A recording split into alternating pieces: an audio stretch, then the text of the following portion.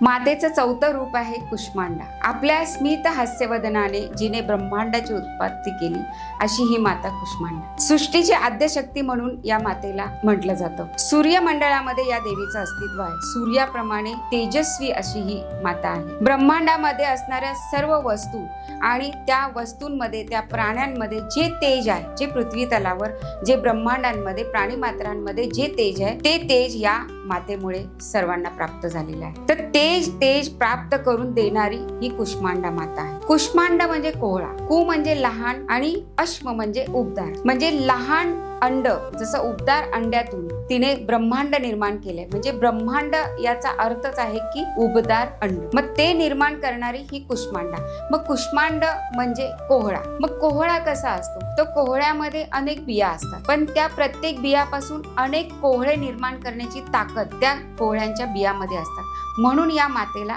कुष्मांडा माता म्हटलं जातं। कारण या कोहळ्याप्रमाणेच अनेक बीज, अनेक ब्रह्मांड निर्माण करण्याची ताकद या मातेमध्ये आहे आणि म्हणून तिला माता कुष्मांडा म्हटलं जातं। आता कुष्मांडा कोहळा हा कसल्या कलरचा असतो? तर याचा साधारण भाजीसारखा म्हणजे हिरवट कलर असतो। त्यामुळे जर असा कलर, कुष्मांडा देवीचा कलर हिरवा, पोपटी या कलरचं वस्त्र जर आपण आज परिधान केलं तर ते देवीला जास्त प्रकारे समर्पित केल्यासारखं होईल। जय माता दी।